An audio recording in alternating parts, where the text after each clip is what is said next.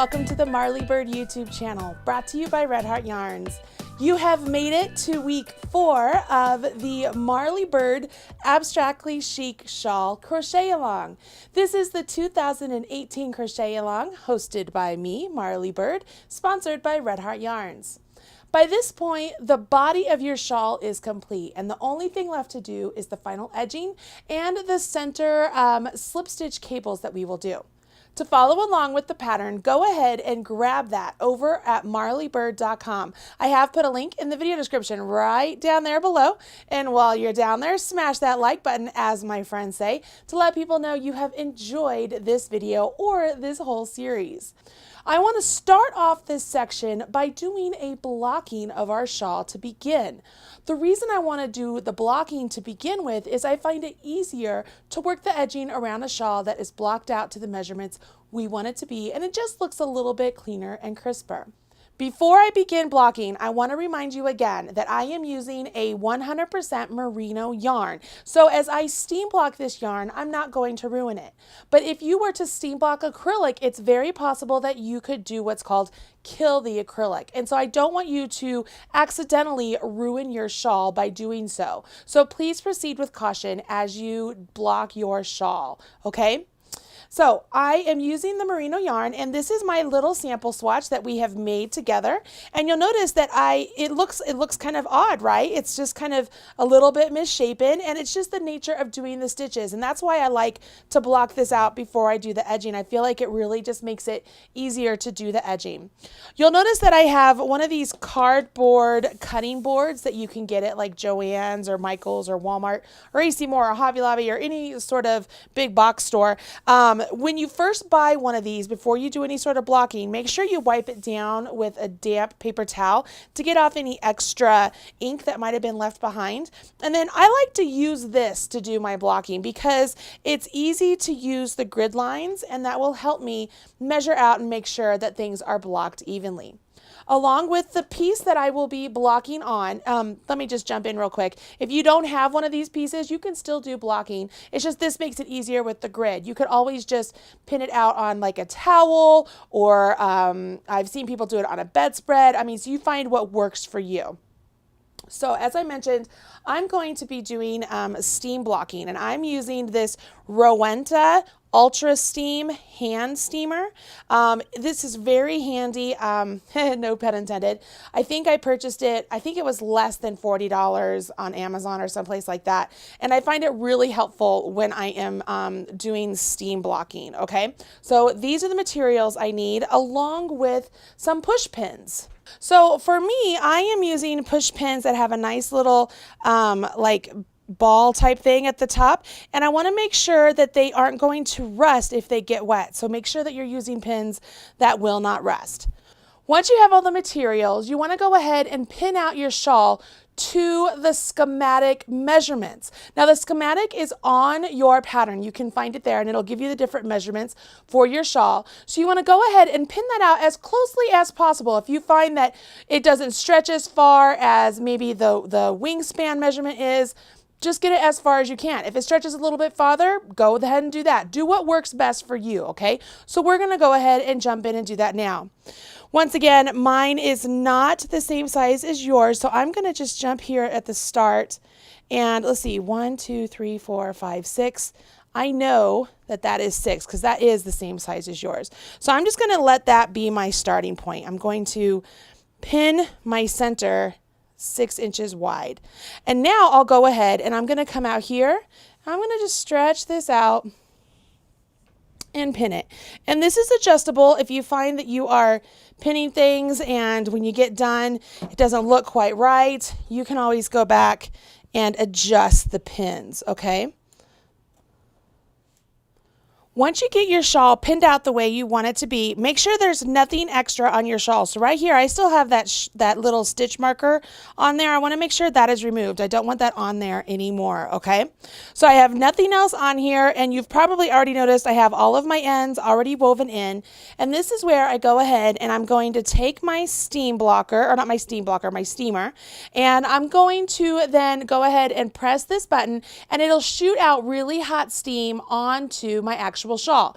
Here is my no duh warning. Make sure you keep your fingers away because the steam coming out of the steamer is hot and you don't want to burn yourself, okay? Another thing is you do not want to place the steamer, okay, this part here, directly onto the actual shawl, okay? It's just not good, especially if you happen to be using a steamer from an iron. You never want to touch that iron part to any of your fiber. All right, so it's just really easy. I'm going to come down here and let this start coming out. Can you hear it? So what is happening, I don't know if you can see the steam coming up or not, but it is coming up and I am just applying the steam to the fabric. And what that's going to do is just kind of set the fabric, set the stitches in place, and it'll help keep this in check. If I wanted to wash and block this shawl, I could do that as well. And that would be simply just immersing the entire shawl into a piece of some water and then pinning it out and letting that dry overnight. But when you are trying to do something relatively quickly, doing it with a steamer makes it really easy. So as I come around, I want to make sure that I am applying enough steam to the project. And as you go along, if you're working with one of these, this little vessel right here is what keeps all the water. So as that runs out, I run out of steam.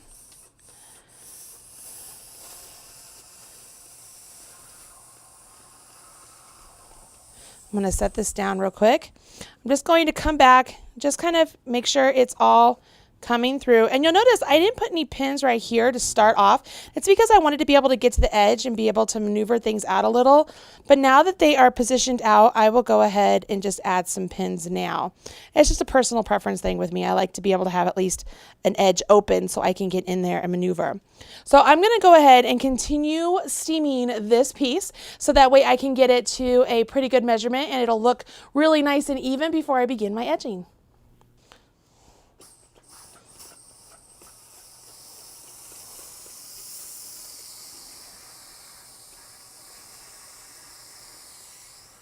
Once your shawl is fully steam blocked, you can go ahead and let it rest for a little bit. Let it set in that position. You can do it anywhere from 10 minutes to 2 hours. It's totally up to you. Then you'll go ahead and unpin your shawl. As you unpin, it might relax a little bit, and that's okay. But the overall measurement should be relatively close to what you have pinned it as. And you're going to notice from the start of this video to what this shawl looks like now, it's much more uniform, okay? It's much more uniform and in place, and I will find it so much easier to work the next part of the shawl pattern with this pattern in shape. Much more uniform, much more balanced. Okay, first step is done. Let's go ahead and work our edging. We are on the home stretch, people. Let's do this. Okay, so we are on the edging portion of the pattern, so let's go ahead and jump in. We want to make sure that we have the right side of the shawl facing us. And one way that you can tell what the right side is take a look at the single crochets we did along the edge here. You'll notice that there is an obvious right side and wrong side with those stitches. This is the wrong side, the one that looks really obvious that those stitches are all in there, and this is the right side. Once you have decided which side is the right side, we are going to jump in by joining our color A to the edge of the shawl. So go ahead, and I like to pick right at the top wingspan edge. I'm going to join with a slip stitch into this stitch right up here. So I'm going to grab my color A, my nice dragon fruit color. I will go ahead, yarn over, pull up a loop, yarn over, and draw through that loop. So I've just joined with a slip stitch. I will chain one, and I'm going to single crochet evenly all the way down the wingspan of my shawl. Now you'll notice I didn't give you a set number of stitches to actually work it across the shawl itself. It's because it really doesn't matter what the number of stitches is. It just matters that you single crochet as evenly as possible. As you're working across actual stitches, as I am right here, it's really easy just to put a single crochet into each stitch or at each chain one space. But as we get across to where we're working along the rows, you just want to make sure that you're working single crochets over those rows. That makes it so that it will not pucker, okay?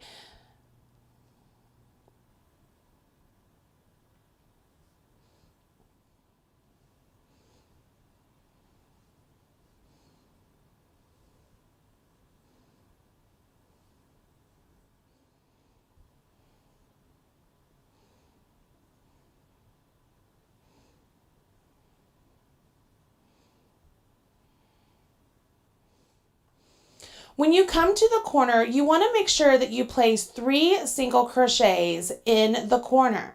This will make it so that your shawl has a really nice and gradual curve going around.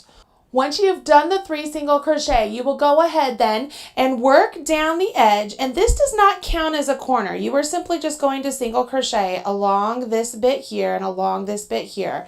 And when you get up to this corner, you'll place 3 single crochets and then slip stitch into the very last single crochet. After you do that, it's really simple. You'll chain 1 and then single crochet in each of the single crochets you just made, making sure that you place 3 single crochets in the corner once again. After you are finished with that, you're done with the edging.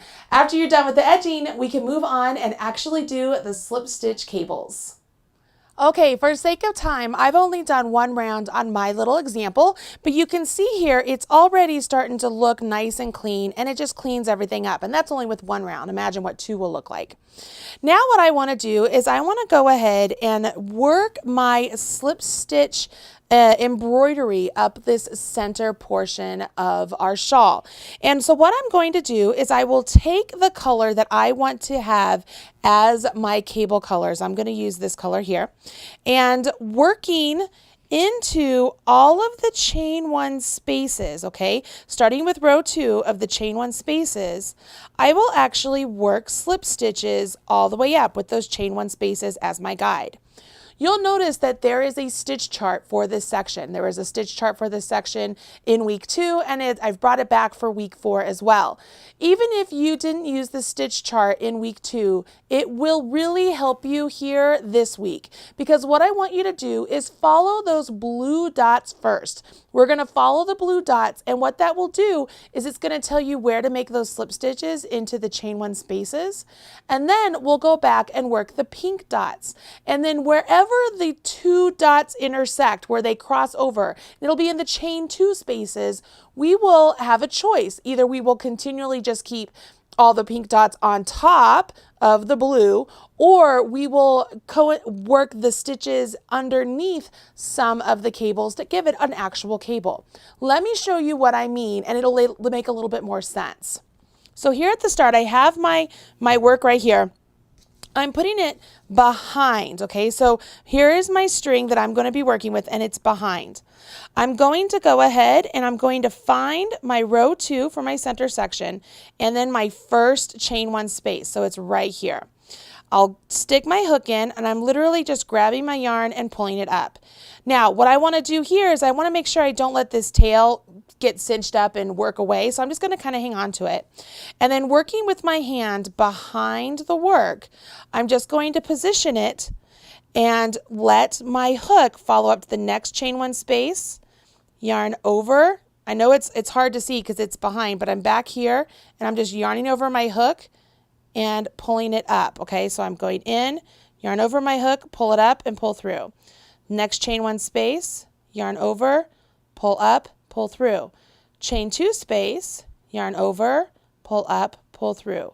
Next chain 2, pull over, yarn over, pull up, pull through. Now this is making it so that way I can go to this side. So I go to the next chain 1 space on this side, yarn over, pull up, pull through, and I work my way up. And what you will notice is there are 6 chain 1 spaces on either side, and then there's 2 chain 2 spaces. So it becomes really rhythmic. And once you get the 6, you'll say, okay, I'm to the chain 2, so I'm going to chain 2, yarn over, pull up. Make sure you do the next chain 2, yarn over, pull up. And now you'll notice I'm back over here to this side. So I'm going to follow all of my chain 1s over here on this side. And I would follow it all the way up. Okay, so let's go ahead and get this part finished. You'll have to readjust every now and again just to give yourself the perfect tension, but it's just like this. That's why these chain one spaces are so important. It's really allowing you to have a guide to make these slip stitches.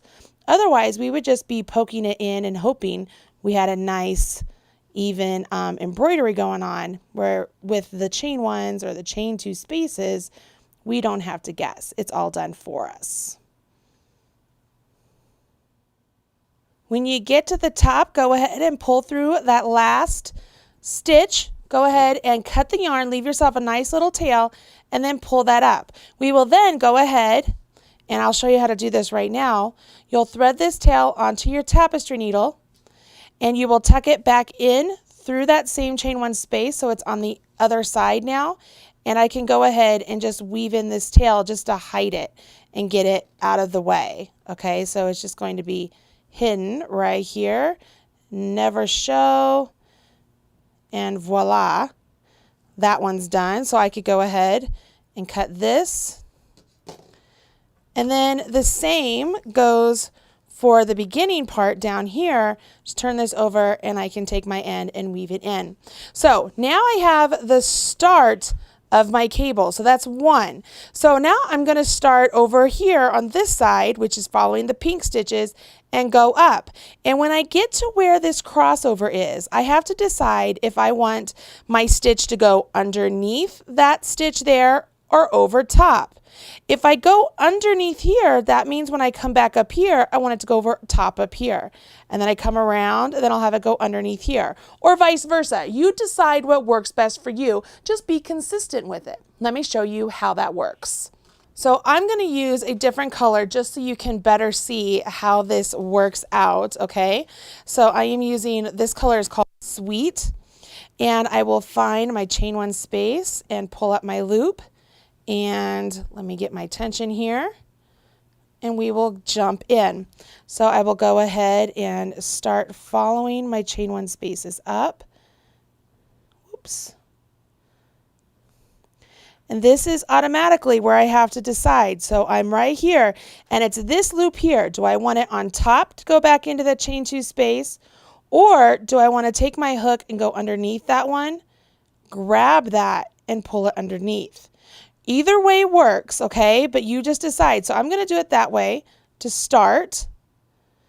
And now I'm over here to this side, so I have to follow up my chains over here. Let's see here, make sure I'm in the right space. Yes, I am.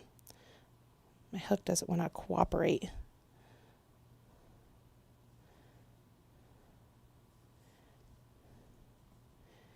And then when I get up here, I'm in the chain two space. So the first chain two space, I do it like normal.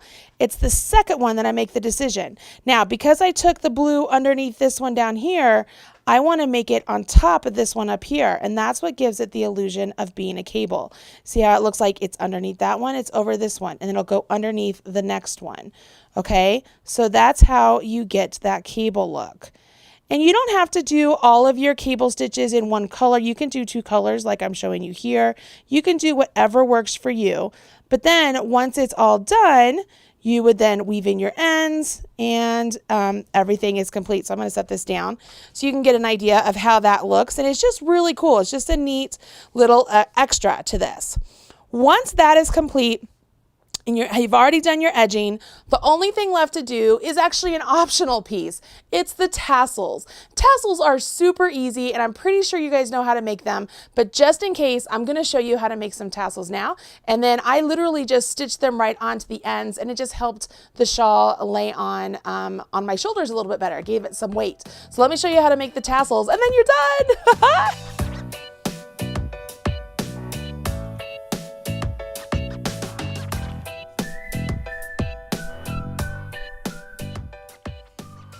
To make tassels, there's a lot of different ways and some really great tools out there that you can use. I'm going to show you how I learned how to make a tassel many, many years ago. It's super bare bones basic, and I just figured it'd be good to show you that way. So let's do this.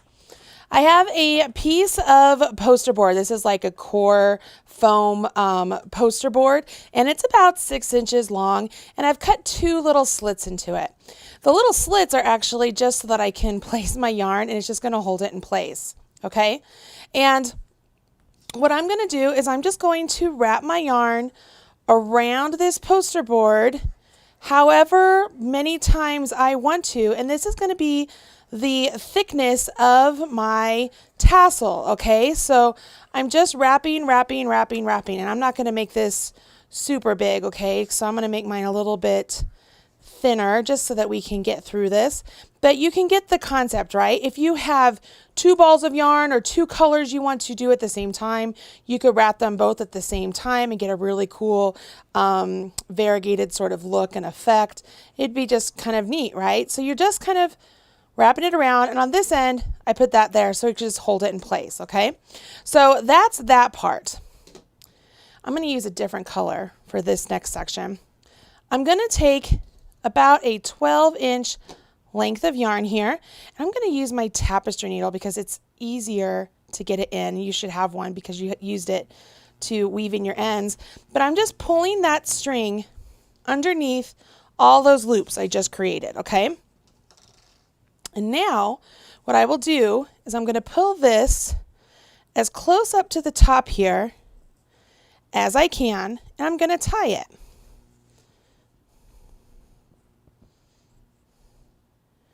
I'm going to tie it once. I know I can't get it up there because it just makes it hard with the cardboard. But if I go around this twice and I wrap this twice in here, it's not going to come undone. So let's make sure that's nice and tight. Put my finger there, make that one tight. All right, so this string here, this is actually what I will use to attach to the actual shawl, okay? Because this is going to be the top of my tassel bit. And so what I can do now is I can undo these sections and then very carefully push all this tassel bit off of the cardboard, okay? All right, so now this is the top and this is the bottom. Can you see? So there we are. What I can do now is before I cut this bottom, some people like to cut it first. I don't. I like to wait. I can go ahead and I can take the other part that I want to create this sort of, you know, the really pretty, I call it like the top bell part of the tassel. You can start right here. Let's get a nice length of yarn. It can be any color you want. It could be the same color. I'm going to tie this on.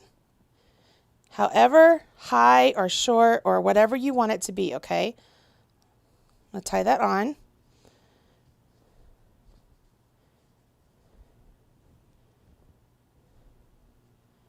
Again, I like to wrap it around a couple times because it makes it so it stays really well. And then what I'm going to do is very carefully without wrapping this, okay? I'm going to take my long end and wrap it around all of this to kind of give myself the head, okay? And when it's all done, I then will take my tapestry needle once again and tuck that extra string down inside the tassel so it will never show. Once you get it around as many times as you want, one thing you can do, so I'm going to turn this back around. So I have the starting point. This is the one I've been wrapping. I'm just going to tie those.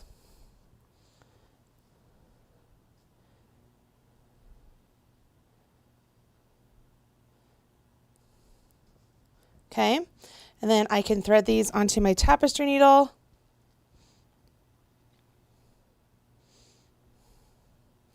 Pull those through. And then simply go inside the tassel here and just pull it down.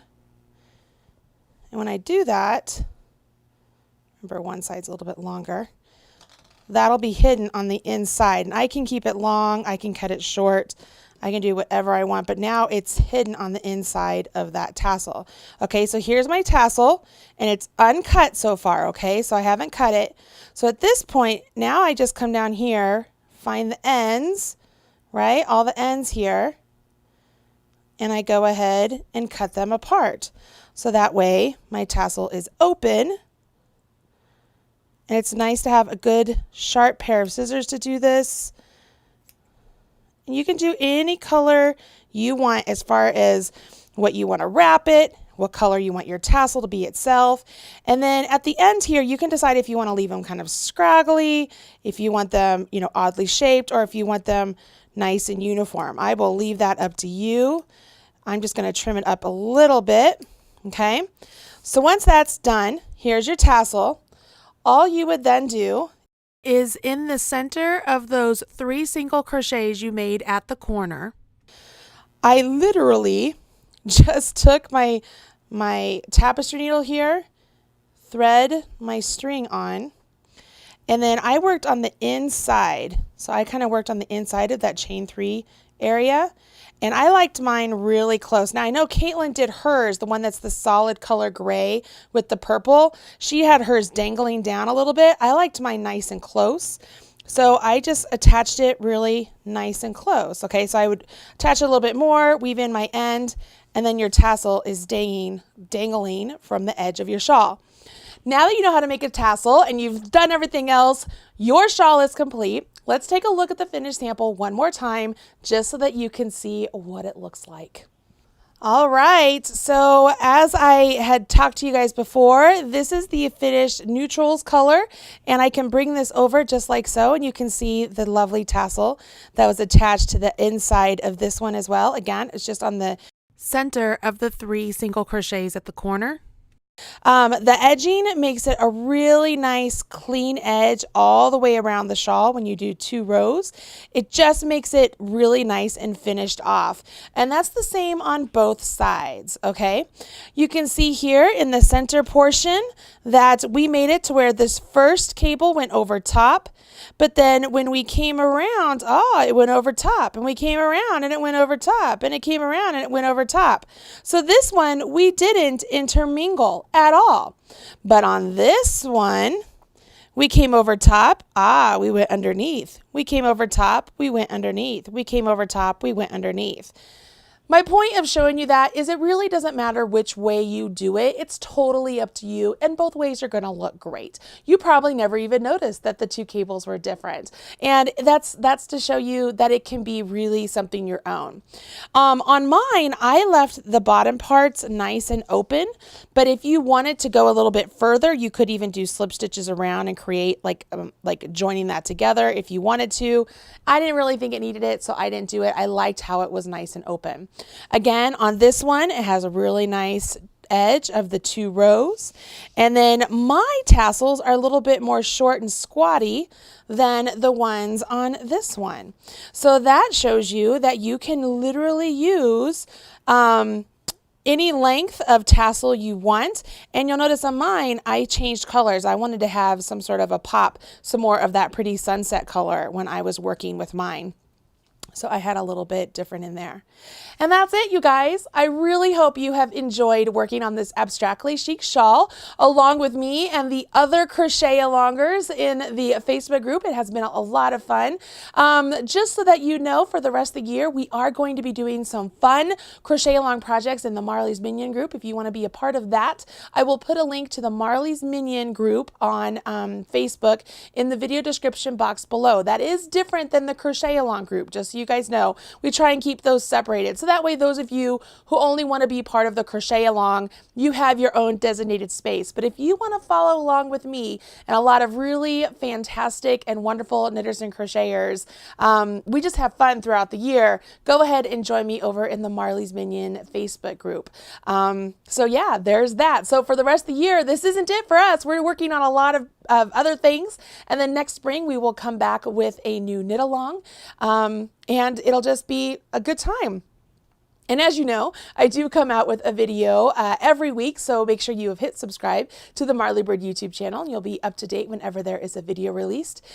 And that's it, you guys. I really hope you've had a good time. Make sure that you tag me on social media, hashtag MarleyBird, CAL.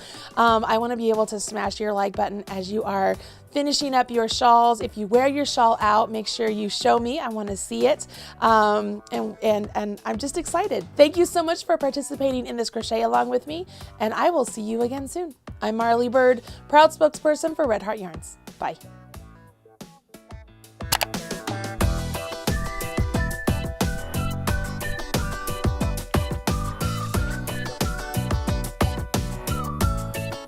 Everything you need to know about knitting or crochet can be found right here on the Marley Bird YouTube channel. Learn with Marley Bird. Visit youtube.com/Marley Bird.